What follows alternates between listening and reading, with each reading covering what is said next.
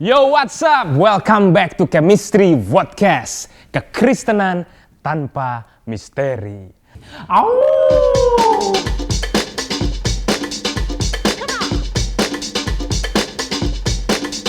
Hit 'em like now. What's the word? Impact, touch a nerve. From Bolivia to Luxembourg. Ooh. Hit 'em like now. What's the word? Impact, touch a nerve. The big city and the suburb. Come on. Di sebelah gua ada Pastor Jason Budi Prasetya, wah, the one and only, founder dari The City Light, dan juga gembala sidang di sana, sekaligus founder dari Gracia Community Church. Beliau adalah ketua dari STT Soteria dan juga dosen di STT Reform Indonesia, mengajar spiritual growth, hal-hal praktikal dalam teologi, termasuk di dalamnya juga homiletika. Dan hari ini gue punya sebuah kehormatan yang luar biasa karena kita bakal bahas banyak hal, ngobrol soal church growth dan terutama the phenomenal, the extraordinary, the controversial, the City Light. Yeah, let's make some noise, yo! Halo Pak Jason. Halo, Dani. Good to see you. Good to see you too. Udah lama ya, akhirnya bisa ketemu lagi physically setelah online berapa waktu. Iya. So hari ini kita ngobrol-ngobrol, saya pengen tahu banyak tentang The City Light dan gimana itu bisa inspire orang ya. Dan kita masuk sini kisah-kisahnya. Karena ada beberapa hal yang jadi background. Pertama, banyak church plan hari ini yang lahir, which is amazing. Anak umur 20-an tahun dengan Zoom bisa kumpulin 100 orang. Iya. Dimana gereja zaman dulu susah, pakai ruko, pakai segala macam ya. Dan banyak terus di setiap kota mereka digital, mulai kumpul sekarang, mulai bangkit. Dan yang kedua, ada gereja-gereja yang settle juga kemudian mulai bertanya kan ya, why are we here? Kita lagi ngapain sih? Karena selama ini kan going by the motion, jalanin tradisi. Obat baru mah nggak ada, yang ada pindahan baru. Iya, banyak ya. So, gimana bisa kemudian memulai ini? Karena Pak Jason kan juga di bawah sinode ya, punya gereja, but then you started something new with a new vision. Iya. Saya anak pendeta dan saya juga ada di lingkungan sekolahnya reform, tapi background gerejanya Pantekosta karismatik. Wih, kombinasi.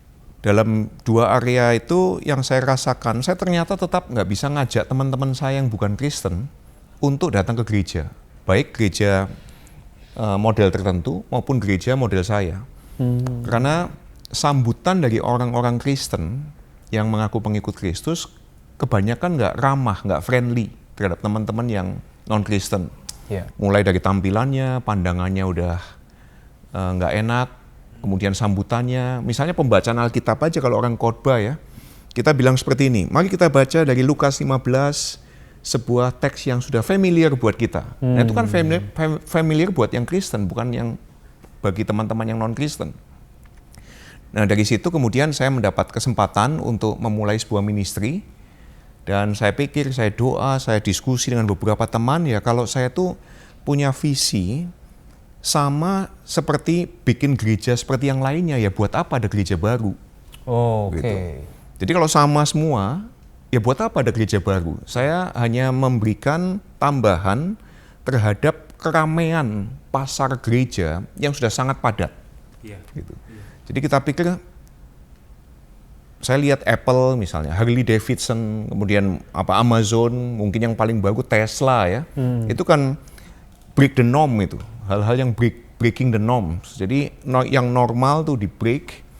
Kalau misalnya Elon Musk hanya mau buka pabrik mobil yang biasa-biasa, di China udah banyak. Benar. Tapi kenapa kok dia bikin pabrik listrik dan digenjot habis-habisan untuk mobil-mobil seperti Tesla? Jadi buat saya pada saat saya mikir lagi, saya tanya, Tuhan pada saat memulai gerakan The Way, itu jalan itu untuk apa ya?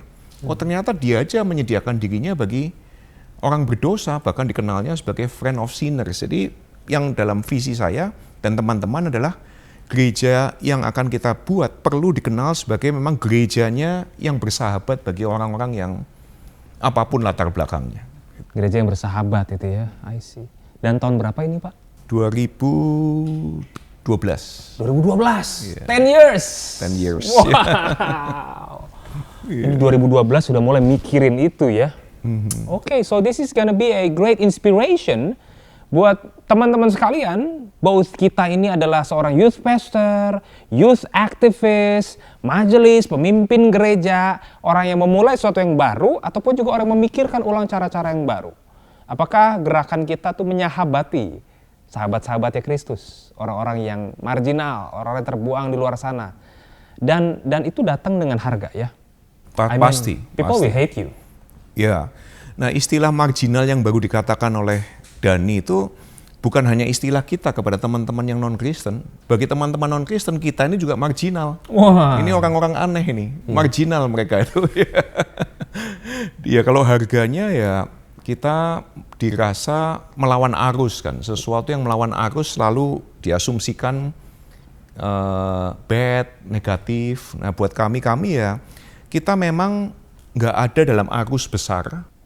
Kita juga tidak melawan arus. Karena kita nggak ada di sungai besar itu, yang arusnya deras. Kita lagi bikin selokan sendiri. Gitu.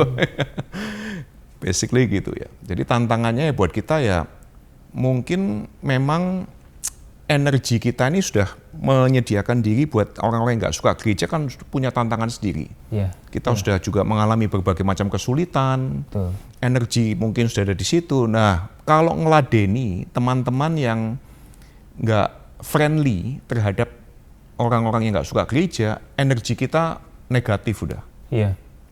Kita pilih untuk, ya kita ngerti bahwa ada feedback tertentu yang kita nggak dengerin. Jadi memang kita mendengarkan feedback dari teman-teman yang ke nightclub, yang mengalami pergumulan dengan perceraian, LGBT, kita dengerin feedback mereka. Tapi feedback dari teman-teman yang very churchy, kita juga nggak minta maaf, kita juga nggak dengerin. Iya, betul. Iya. Beda target. Oke, sebelum kita ngomong lebih lanjut tentang hal itu, boleh nggak kasih kita gambaran kayak apa sih The City Light itu? Buat orang yang belum pernah datang, buat orang yang belum pernah tahu gitu ya, can you give us a glimpse The City Light itu? What is it like?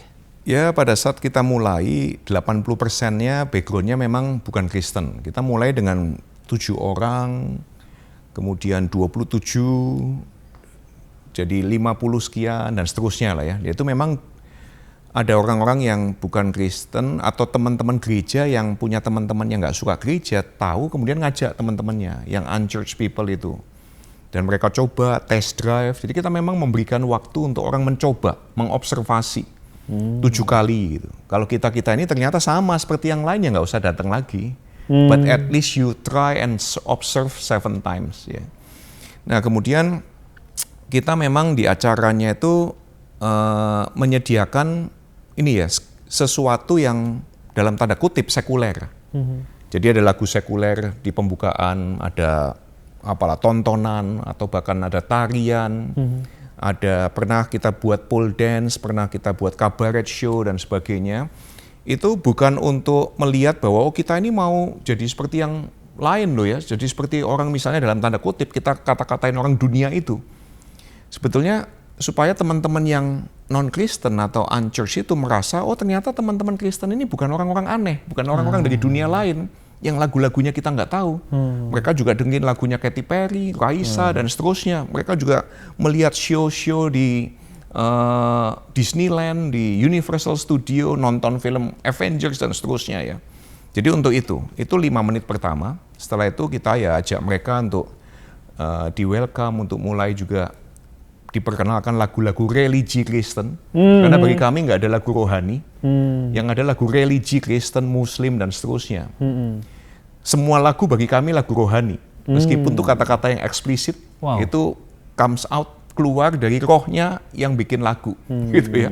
Cuma kan bedanya mungkin roh seseorang itu connected nggak dengan rohnya Tuhan. Nah itu yang mungkin kita justru perjuangkan lewat City Light ini. Bagaimana orang dari berbagai macam background, DJ kah, ada yang datang ke Kampi itu menikah mungkin 4-5 kali gagal. Jadi yang Tuhan Yesus temui wanita 5 kali gagal, kita temuin. Wah. Ternyata nyata ada orangnya di depan kami, gitu ya. Wow. Dan sulit Dan sekali dia datang kehidupannya. ke situ. Datang pun karena hatinya sudah begitu pahit kepada orang Kristen. 1 tahun pertama dia nggak mau senyum, disapa juga nggak balas. Setelah 1 tahun baru dia ngaku, saya sengaja datang dan menunjukkan wajah dingin karena saya kepingin tahu, apa betul orang-orang Kristen ini friendly seperti Tuhan Yesus. Gitu. Kita baru tahu, ternyata dites kita ini ya. Jadi kalau soal acara seperti itu, tapi kalau soal khotbah sebetulnya sama. Kita khotbahnya very, dalam tanda kutip saya orang reform, tapi bukan reform past tense, kita reform yang reforming. Jadi kita juga konsisten dan harus digging deep gitu tentang Bible ya. Hanya pengkalimatan yang kita sensitif terhadap teman-teman yang bukan Kristen. Pengkalimatan yang kita sangat perhatiin. Ya acaranya seperti itu kira-kira ya kalau tanya ini ya. Kalau acara ibadah ya. Jadi disambut di depan dengan minuman, ada snack gitu ya, ada orang yang sambut mereka. Dan tempat duduknya juga unik ya. Saya pernah datang berapa kali itu settingnya pernah lain, bukan kayak duduk biasa, cuma ada meja-meja. Iya. Orang duduk masing-masing gitu. Iya. Pas khotbah boleh ambil minum. Iya. Ya kita kan, saya terinspirasi dari apa yang Tuhan Yesus lakukan ya. Di Lukas tuh kan dia banyak sekali pesta, makan-makan ya. Jadi sepertinya Lukas menceritakan figur Tuhan Yesus suka makan. Jadi kenapa kok kalau gereja tuh harus modelnya teaching classroom gitu terus? Betul. Iya, jadi karena kita di gedung orang tua grup kan, orang tua grup terkenal sebagai Raja Anggur Indonesia. Ya kita ada birnya, ada wine-nya. Disponsori oleh Kan begitu ya. Iya. Dan mujizat pertama Tuhan Yesus kan juga air jadi alkohol ya. Betul. Di sebuah pesta yang gembira ya. Iya. I see. Abis khotbah terus apa? Ada fellowship kalau di acara ibadahnya. Fellowshipnya bebas ngobrol. Jadi di situ, jadi acara ibadah kita hari Minggu itu sebetulnya kayak teras ya. Teras di mana kita menerima teman-teman, tamu-tamu yang non-Kristen. Nah teras seseorang, rumah seseorang kalau nggak menarik, orang nggak mau diajak masuk ke ruang tamu. Kalau nggak ramah ya nggak ada langkah selanjutnya. Jadi teras kami itu ya ibadah itu. Kalau sejak online mungkin kita punya acara online namanya blak-blakan ya. Nah itu juga, itu kita pakai sebagai teras kami. Menyambut orang-orang yang dari latar belakang berbagai macam untuk dengerin, untuk join, untuk tanya, untuk fellowship. Iya. Ketika balik lagi sedikit sebelum selesai kan ada firman dari khotbah ya. Ada tema-tema yang dikedepankan nggak? Karena audiensnya kan majemuk dan juga bukan Kristen. Atau enggak Kristen hilang misalnya. Maka ada tema-tema yang kemudian jadi apa ya? Awal-awal selalu ini mesti orang terima dulu. Kalau ditanya tema sebetulnya 80% kali ya khotbah di tempat kami itu malah very doctrinal. Jadi tentang Tuhan, tentang manusia, tentang salvation dan very doctrinal sebetulnya 80% ya. Cuma kami percaya bahwa doctrinal message itu must be practical. Jadi meskipun kontennya, background Bible-nya, penggaliannya itu doctrinal, kita selalu cari dalam hal relasi ini apa yang bisa dikerjakan oleh para pendengar dalam soal bisnis, dalam soal financial management, mengatur waktu gitu. Tapi 80% kita doctrinal sermons. Alright. Itu salah satu challenge yang susah buat preachers dan juga kritik yang banyak diterima adalah tidak relate. Tidak relevan, ya kan ya. Mimbar-memimbar, gue sehari-hari gimana, nggak bisa nyambung kan ya. Apakah Pak Jason juga punya bisnis, mengerjain segala sesuatu sampai bisa relate sedetail itu kan? Kita mesti punya ya kemampuan dan pengalaman ya untuk bicara ke situ. Banyak pengkhotbah punya problem di situ kan. Saya nggak punya bisnis, saya full time di gereja dan juga STT karena saya juga organize atau harus memanage 3 gereja dan ini kan sibuk sekali ya. Iya. Tapi ya saya memang secara intentional menyediakan diri untuk ketemu dengan teman-teman yang berbisnis, ngobrol dari mereka kan, tahu pergumulannya seperti apa. Saya kadang-kadang sengaja ikut minta izin, boleh nggak aku ikut rapat pengurus organisasinya kamu. Jadi saya lihat, mereka debat, apa yang diperdebatkan, bagaimana mengejar target dan seterusnya, mecat orang termasuk. Gitu. Ya saya belajar aja, karena itu bukan dunia yang saya full time, tapi saya perlu explore hal tersebut ya. Dan dari situ kemudian saya lihat, Sebetulnya banyak pengusaha yang mereka dalam kehidupannya lebih berjuang daripada para pendeta. Pendeta tangannya terlalu mulus. Businessman berdarah-darah kayak Daud. Gitu.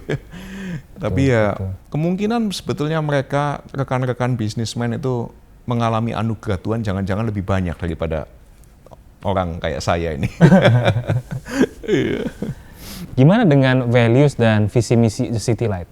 Visinya kita simple, kalau misinya ya kita mau mendekatkan orang yang hatinya jauh dari Tuhan untuk mendekat kepada hatinya Tuhan. Mendekatkan orang Yang hatinya jauh. yang hatinya jauh Untuk mengalami kedekatan juga dengan hatinya Tuhan. Jadi kita tuh hanya memperkenalkan. I see. Pada saat orang ketemu Tuhan ya Tuhan punya bisnis dengan orang tersebut. Iya, iya. Tapi pakai pesan, kita memakai pesan ini namanya. Pesan yang sepenuhnya anugerah dan sepenuhnya kebenaran ya. Jadi kalau kita ngomong kebenaran ya harus sepenuhnya anugerah. Kalau kita menawarkan anugerah harus sepenuhnya benar. Karena kan Tuhan Yesus juga pribadi yang sepenuhnya full truth and full grace ya. Jadi itu misi. Nah kalau visi, dari misi tersebut kemudian kita lihat, kita mau menjadi gereja yang disukai oleh orang-orang yang nggak suka ke gereja itu. Berapa banyak ya, kemungkinan memang sebetulnya kalau gereja ya lebih banyak yang, orang kalau ke gereja kan yang suka gereja. Iya. Jadi kita cenderung menyebut kita ini sebetulnya tempat ibadah. Gitu. Kebetulan namanya gereja. Yang namanya rumah ibadah, siapapun boleh beribadah.